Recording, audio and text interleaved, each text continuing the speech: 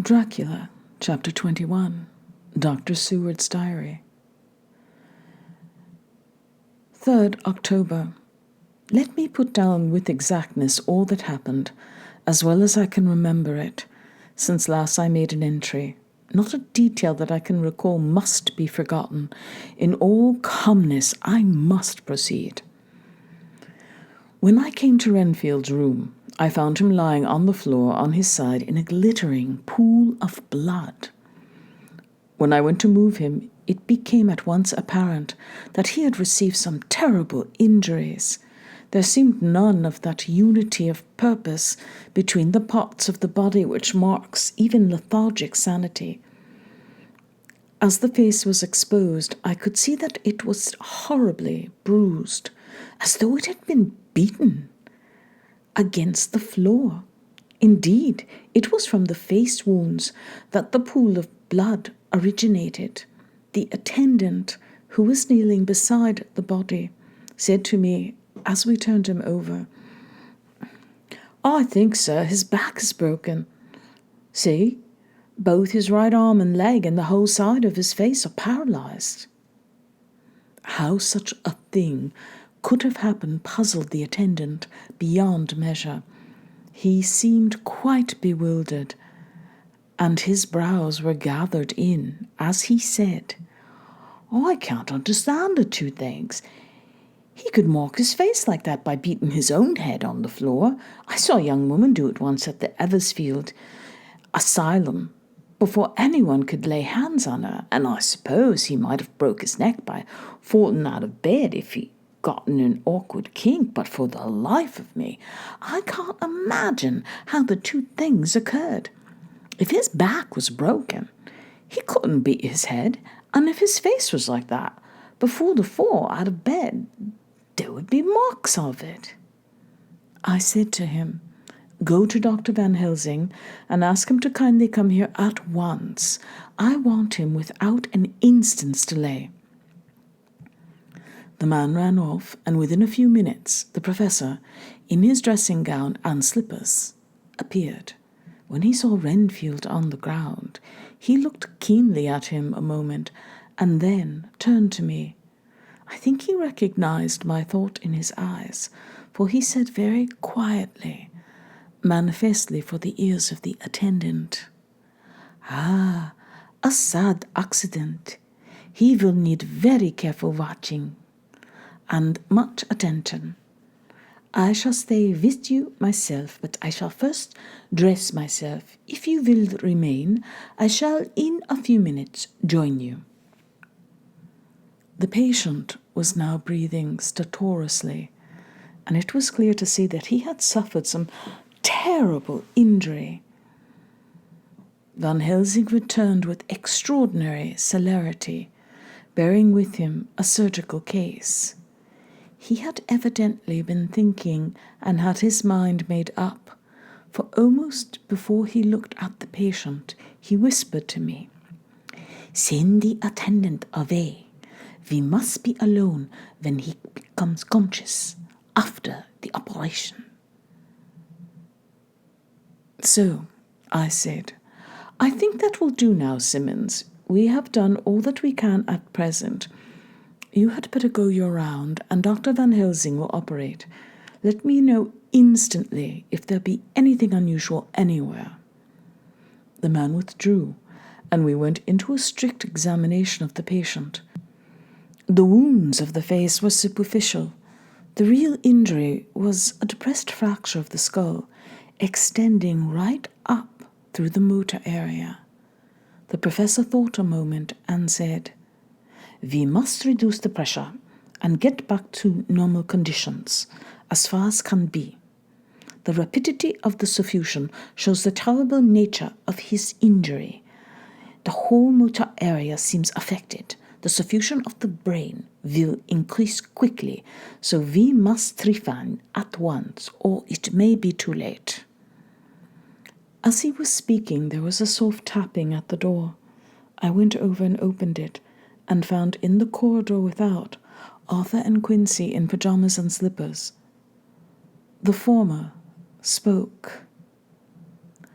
I heard your man call up Dr. Van Helsing and tell him of an accident, so I woke Quincy and rather called for him, as he was not asleep. Things are moving too quickly and too strangely for sound sleep for any of us these times. I've been thinking that tomorrow night we'll not see things as they have been. We'll have to look back and forward a little more than we have done. May we come in?" I nodded and held the door open till they had entered. Then I closed it again. When Quincy saw the attitude and state of the patient and noted the horrible pool on the floor, he said softly, "My God, what has happened to him? Poor devil." I told him briefly and added that we expected he would recover consciousness after the operation, for a short time at all events. He went at once and sat down on the edge of the bed with Godalming beside him. We all watched in patience. "We shall wait," said Van Helsing, "just long enough to fix the best spot for trephining, so that we may most quickly and perfectly remove the blood clot, for it is evident that the hemorrhage is increasing." The minutes during which we waited passed with fearful slowness. I had a horrible sinking in my heart, and from Van Helsing's face I gathered that he felt some fear or apprehension as to what was to come. I dreaded the words that Renfield might speak. I was positively afraid to think. But the conviction of what was coming was on me, as I have read of men who have heard the death watch. The poor man's breathing came in uncertain gasps. Each instant he seemed as though he would open his eyes and speak, but then would follow a prolonged stertorous breath, and he would relapse into a more fixed insensibility. Inured as I was to sickbeds and death, this suspense grew and grew upon me. I could almost hear the beating of my own heart, and the blood surging through my temples sounded like blows from a hammer. The silence finally became agonizing. I looked at my companions, one after another, and saw from their flushed faces and damp brows that they were enduring equal torture. There was a nervous suspense over us all, as though overhead some dread bell would peal out powerfully when we should least expect it. At last, there came a time when it was evident that the patient was sinking fast. He might die at any moment. I looked up at the professor and caught his eyes fixed on mine. His face was sternly set as he spoke. "There is no time to lose. His words may be worth many lives. I have been thinking so, and I stood here. It may be there is a soul at stake. We shall operate just above the ear." Without another word, he made the operation. For a few moments the breathing continued to be stertorous. Then there came a breath so prolonged that it seemed as though it would tear open his chest. Suddenly, his eyes opened and became fixed in a wild, helpless stare. This was continued for a few moments. Then it softened into a glad surprise, and from the lips came a sigh of relief. He moved convulsively, and as he did so, said, "Oh, be quiet, doctor. Tell them to take off the strait waistcoat. I have had a terrible dream, and it has left me so weak that I cannot move. What's wrong with my face? It feels all swollen, and it smarts dreadfully." He tried to turn his head, but even with the effort his eyes seemed to grow glassy again, so I gently put it back. Then Van Helsing said in a quiet, grave tone, "Tell us your dream, Mr. Renfield." As he heard the voice, his face brightened through its mutilation, and he said, "That is Dr. Van Helsing. How good it is of you to be here. Give me some water. My lips are dry, and I shall try to tell you. I dreamed..." He stopped and seemed fainting. I called quietly to Quincy. "The brandy! It is in my study! Quick!" He flew and returned with a glass, the decanter of brandy, and a carafe of water. We moistened the parched lips, and the patient quickly revived. It seemed, however, that his poor injured brain had been working in the interval, for when he was quite conscious, he looked at me piercingly with an agonized confusion, which I shall never forget, and said, "I must not deceive myself. It was no dream, but all a grim reality." Then his eyes roved round the room. As they caught sight of the two figures sitting patiently on the edge of the bed, he went on, "If I were not sure already, I would know from them." For an instant his eyes closed, not with pain or sleep, but voluntarily, as though he were bringing all his faculties to bear. When he opened them, he said hurriedly, and with more energy than he had yet displayed, "Quick, doctor, quick! I am dying. I feel that I have but a few minutes, and then I must go back to death or worse. Wet my lips with brandy again. I have something that I must say before I die, or before my poor crushed brain dies anyhow. Thank you. It was that night after you left me when I implored you to let me go away. I couldn't speak then, for I felt my tongue was tied, but I was as sane then, except in that way as I am now. I was in an agony of despair for a long time after you left me. It seemed hours. Then there came a sudden peace to me. My brain seemed to become cool again, and I realized where I was. I heard the dogs bark behind our house, but not where he was." As he spoke, Van Helsing's eyes never blinked, but his hand came out and met mine and gripped it hard. He did not, however, betray himself. He nodded slightly and said, "Go on." In a low voice, Renfield proceeded. "He came up to the window in the mist, as I had seen him often before, but he was solid then, not a ghost, and his eyes were fierce, like a man's when angry. He was laughing with his red mouth. The sharp white teeth glinted in the moonlight when he turned to look back over the belt of trees to where the dogs were barking. I wouldn't ask him to come in at first, though I knew he wanted to, just as he had wanted all along. Then he began promising me things, not in words, but by doing them." He was interrupted by a word from the professor. "How?" "By making them happen, just as he used to send in the flies when the sun was shining. Great, big, fat ones with steel and sapphire on their wings, and big moths in the night with skull and crossbones on their backs." Van Helsing nodded to him as he whispered to me unconsciously, "The Acherontia atropus of the Sphinges, what you call the death head's moth?" The patient went on without stopping.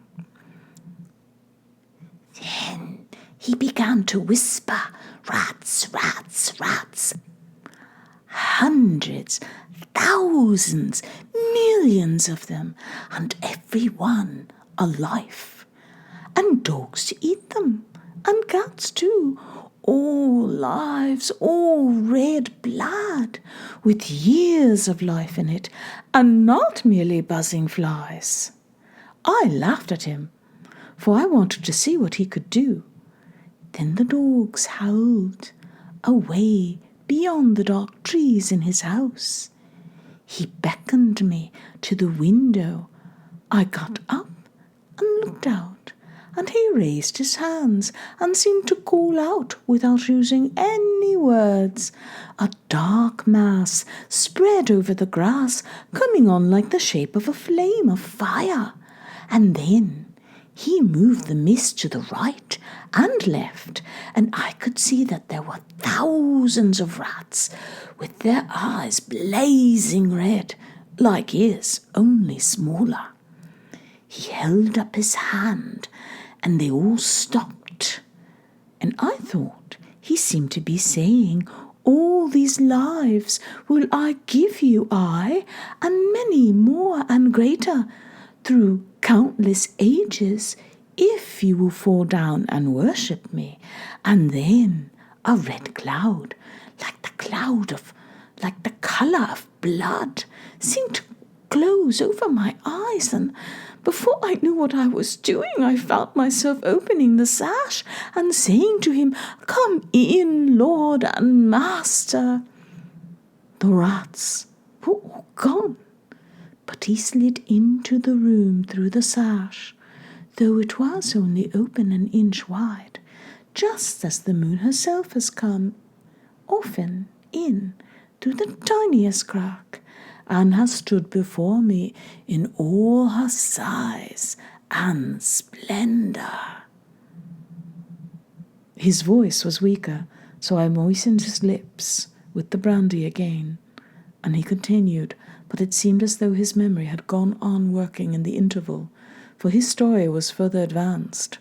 I was about to call him back to the point, but Van Helsing whispered to me, "Let him go on. Do not interrupt him. He cannot go back, and maybe could not proceed at all if once he lost the thread of his thought." He proceeded. "All day I waited to hear from him, but he did not send me anything, not even a blowfly. And when the moon got up, I was pretty angry with him. When he slid in through the window, though it was shut, and did not even knock, I got mad with him. He sneered at me, and his white face looked out of the mist with his red eyes gleaming, and he went on as though he owned the place, and I was no one. He didn't even smell the same as he went by me. I couldn't hold him. I thought that somehow Mrs. Harker had come into the room." The two men sitting on the bed stood up and came over, standing behind him so that he could not see them, but where they could hear him better. They were both silent, but the professor started and quivered. His face, however, grew grimmer and sterner still. Renfield went on without noticing.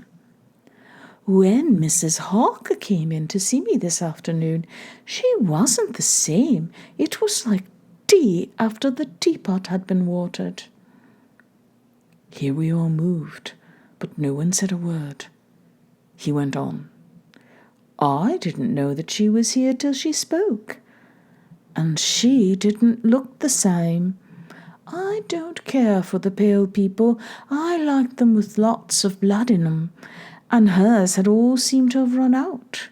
I didn't think of it at the time, but when she went away, I began to think, and it made me mad to know that he had been taking the life out of her." I could feel that the rest quivered, as I did, but we remained otherwise still. "So, when he came tonight, I was ready for him. I saw the mist stealing in, and I grabbed it tight. I had heard that madmen have unnatural strength, and as I knew I was a madman at times anyhow, I resolved to use my power, and he felt it too, for he had to come out of the mist to struggle with me. I held tight, and I thought I was going to win, for I didn't mean him to take any more of her life till I saw his eyes. They burned into me, and my strength became like water. He slipped through it, and when I tried to cling to him, he raised me up and flung me down. There was a red cloud before me, and a noise like thunder, and the mist seemed to steal away under the door." His voice was becoming fainter, and his breath more stertorous. Van Helsing stood up instinctively. "We know the worst now," he said. "He is here, and we know his purpose. It may not be too late. Let us be armed, the same as we were the other night, but lose no time. There is not an instant to spare." There was no need to put our fear, nay, our conviction into words. We shared them in common. We all hurried and took from our rooms the same things that we had when we entered the Count's house. The professor had his ready, and as we met in the corridor, he pointed to them significantly as he said, "They never leave me, and they shall not till this unhappy business is over. Be wise also, my friends. It is no common enemy that we deal with. Alas, alas, that dear Madame Mina should suffer." He stopped. His voice was breaking, and I do not know if rage or terror predominated in my own heart. Outside the Harkers' door, we paused. Art and Quincy held back, and the latter said, "Should we disturb her?" "We must," said Van Helsing grimly. "If the door be locked, I shall break it in."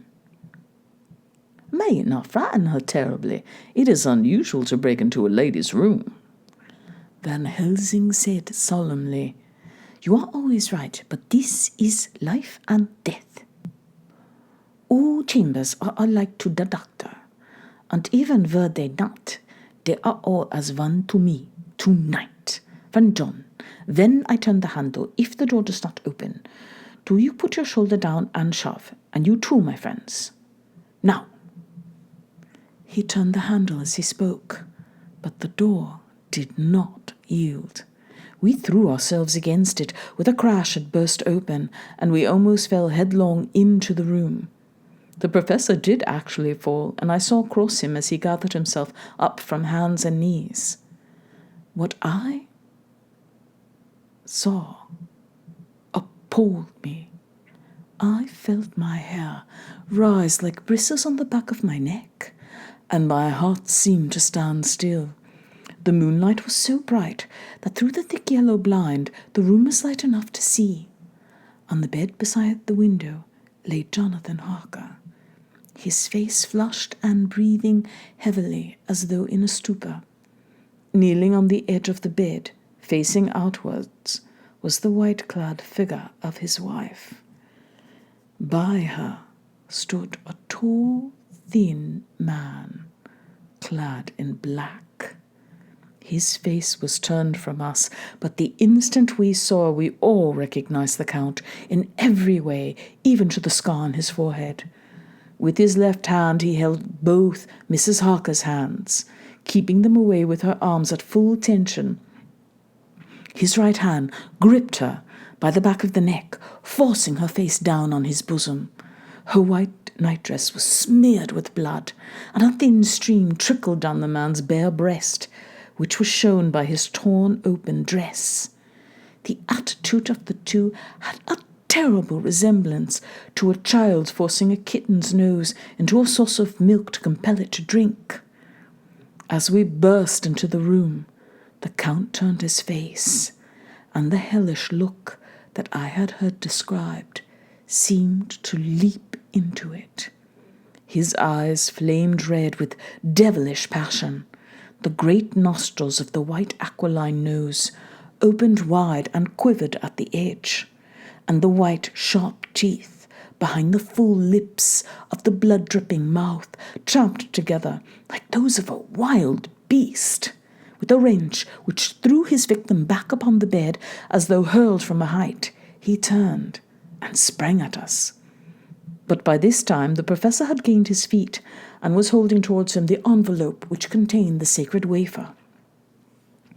The Count suddenly stopped, just as poor Lucy had done outside the tomb, and cowered back.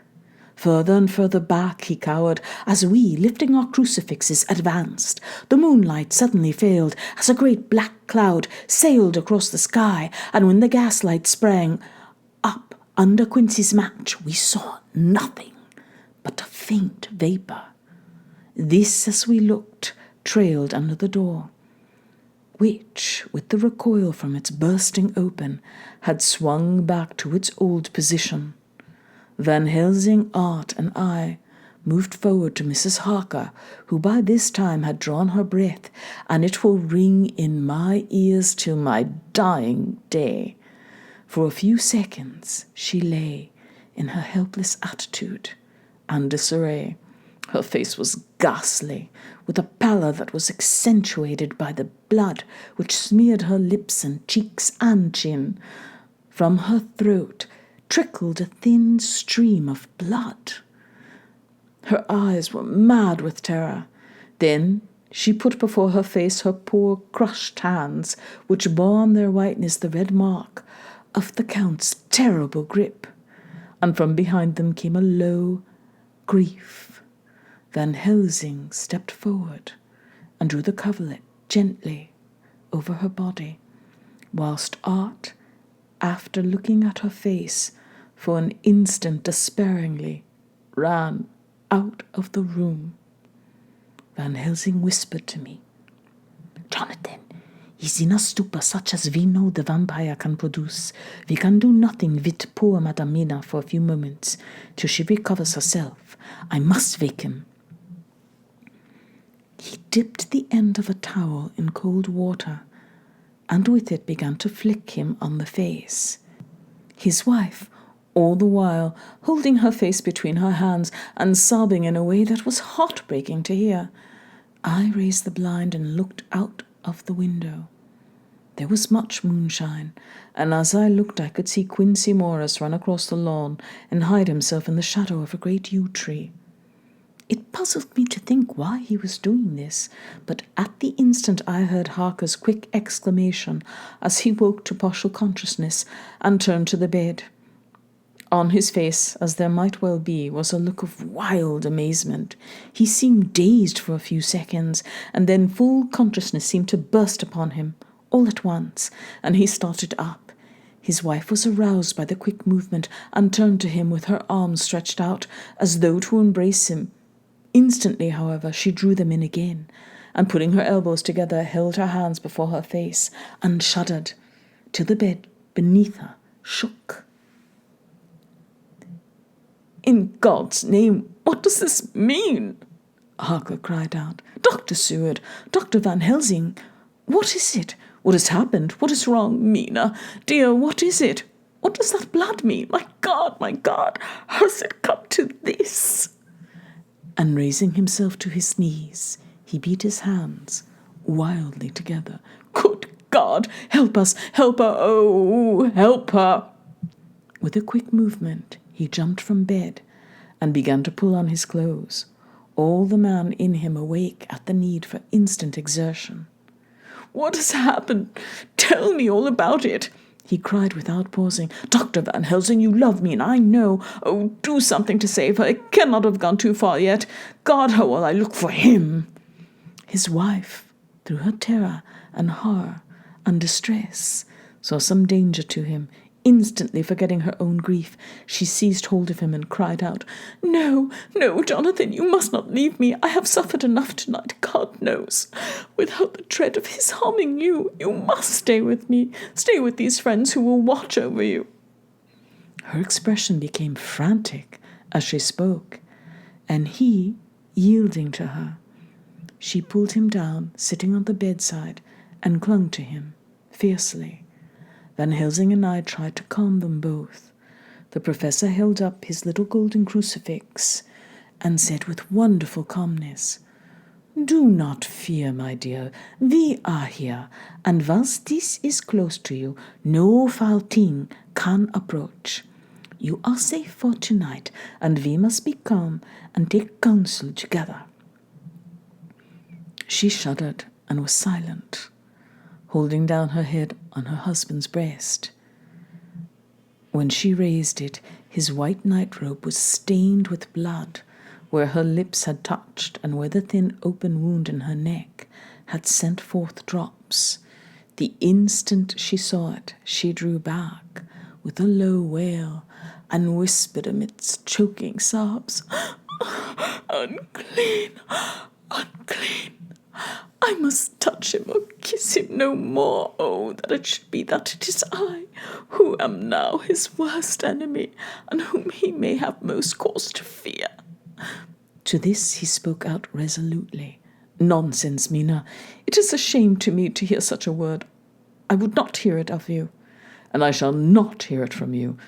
May God judge me by my deserts and punish me with more bitter suffering than even this hour, if any act or will of mine, anything, ever, come between us. He put out his arms and folded her to his breast, and for a while she lay there, sobbing. He looked at us over her bowed head, with eyes that blinked damply above his quivering nostrils. His mouth was set as steel. After a while, her sobs became less frequent and more faint. And then he said to me, speaking with a studied calmness which I felt tried his nervous power to the utmost, "And now, Dr. Seward, tell me all about it. Too well I know the broad fact. Tell me all that has been." I told him exactly what had happened, and he listened with seeming impassiveness, but his nostrils twitched and his eyes blazed as I told how the ruthless hands of the Count had held his wife in that terrible and horrid position, with her mouth to the open wound in his breast. It interested me, even at that moment, to see that whilst the face of white-set passion worked convulsively over the bowed head, the hands, tenderly and lovingly, stroked the ruffled hair. Just as I had finished, Quincy and Godalming knocked at the door. They entered in obedience to our summons. Van Helsing looked at me questioningly. I understood him to mean, if we were to take advantage of their coming, to divert, if possible, the thoughts of the unhappy husband and wife from each other and from themselves. So, on nodding acquiescence to him, he asked them what they had seen or done, to which Lord Godalming answered, "I could not see him anywhere in the passage or in any of our rooms. I looked in the study, but though he had been there, he had gone. He had, however—" He stopped suddenly, looking at the poor, drooping figure on the bed. Van Helsing said gravely, "Go on, friend Otter. We want here no more concealments. Our hope now is in knowing all. Tell freely." So Art went on. "He had been there, and though it could only have been for a few seconds, he made rare hay of the place.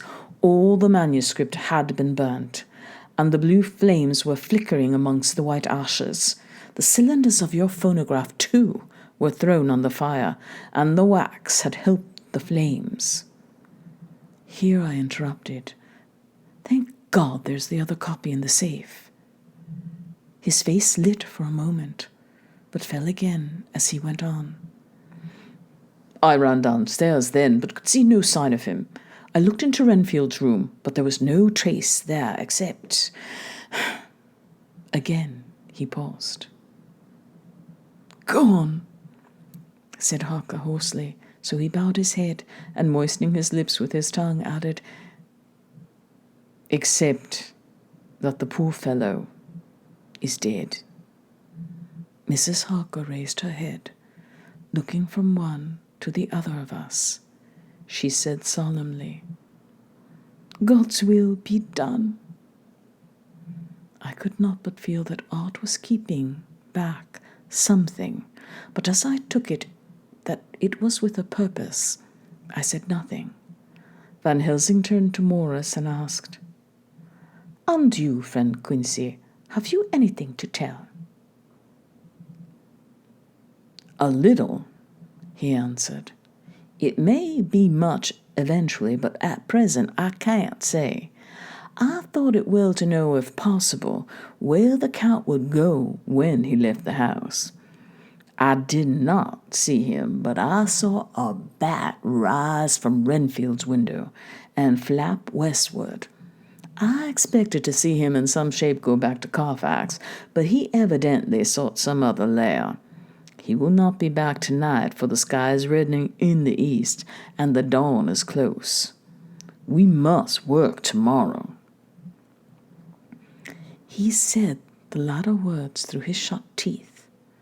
For a space of perhaps a couple of minutes, there was silence, and I could fancy that I could hear the sound of our hearts beating.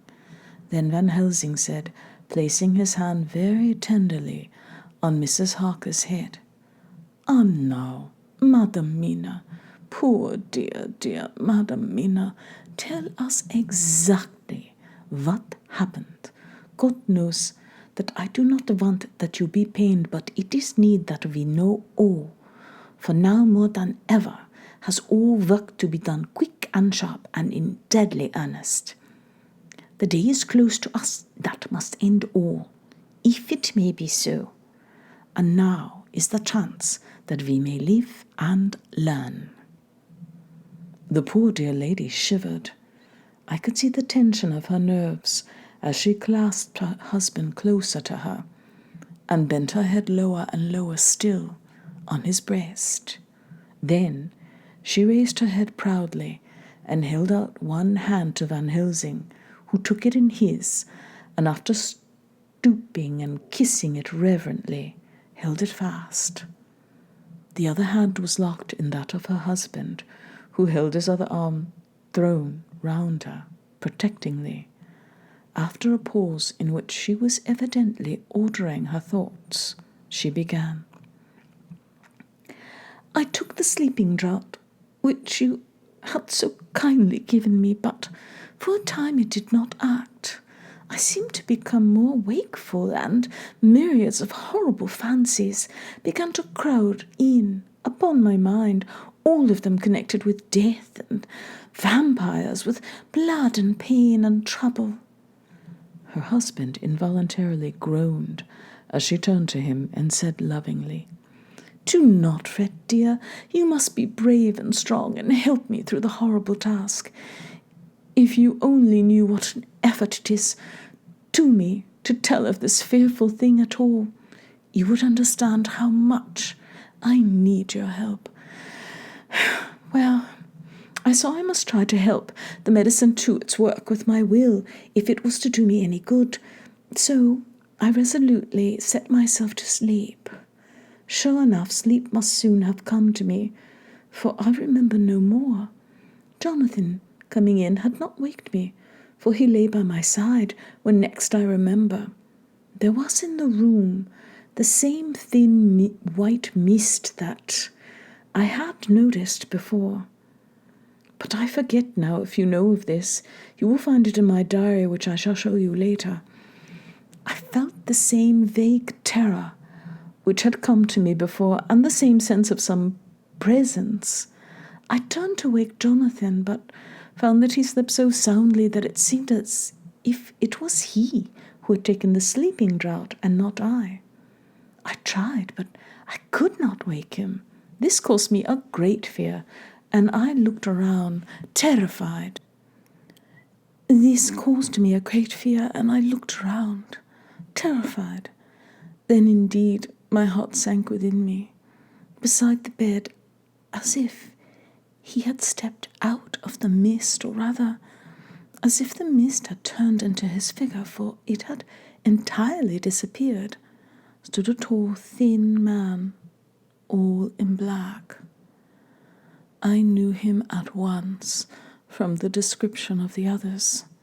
The waxen face, the high aquiline nose on which the light fell in a thin white line, the parted red lips with the sharp white teeth showing between, and the red eyes that I seemed to see in the sunset on the windows of St. Mary's Church at Whitby. I knew, too, the red scar on his forehead, where Jonathan had struck him. For an instant my heart stood still, and I would have screamed out, only that I was paralyzed. In the pause he spoke, in a sort of keen, cutting whisper, pointing as he spoke to Jonathan. "Silence! If you make a sound, I shall take him and dash his brains out before your very eyes." I was appalled and was too bewildered to do or say anything.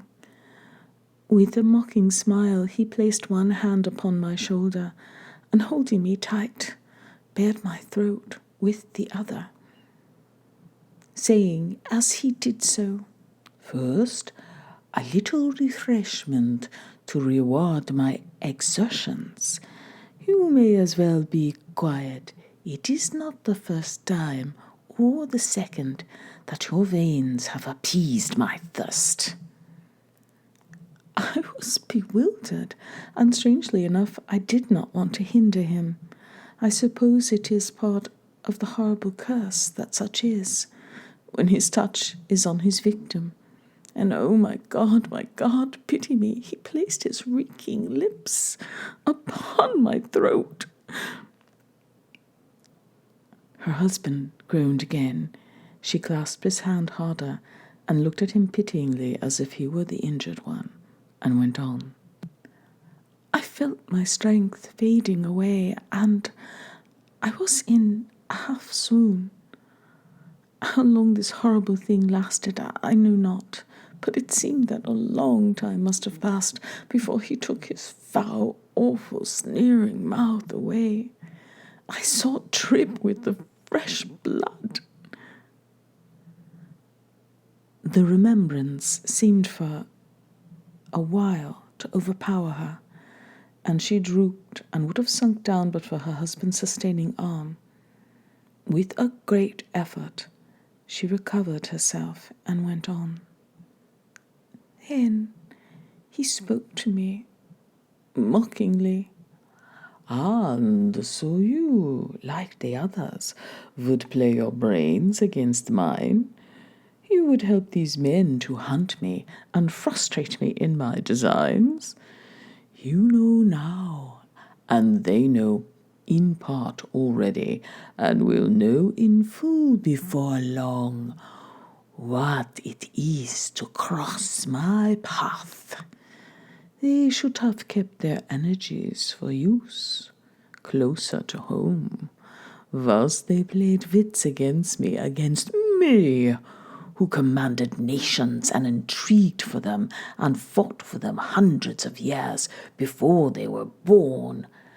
I was countermining them, and you, their best beloved one, are now to me flesh of my flesh, blood of my blood, kin of my kin, my bountiful winepress for a while, and shall be later on my companion and my helper.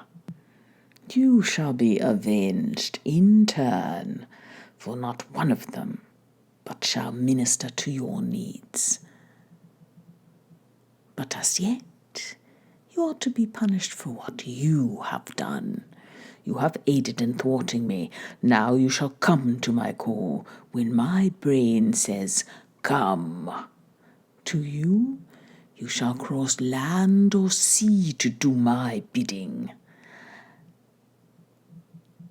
And to that end, this. With that, he pulled open his shirt, and with his long, sharp nails, opened a vein in his breast. When the blood began to spurt out, he took my hands in one of his, holding them tight, and with the other seized my neck and pressed my mouth to the wound so that I must either suffocate or swallow some of the... Oh, my God, what have I done? What have I done to deserve such a fate? I, who have tried to walk in meekness and righteousness all my days. God pity me.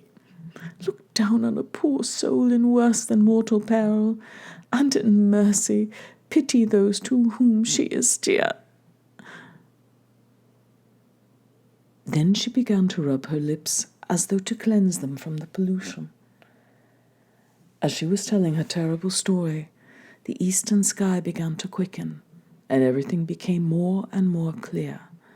Harker was still and quiet, but over his eyes, as the awful narrative went on, came a grey look which deepened and deepened in the morning light, till when the first red struck of the coming dawn shut up, the flesh stood darkly out against the whitening hair.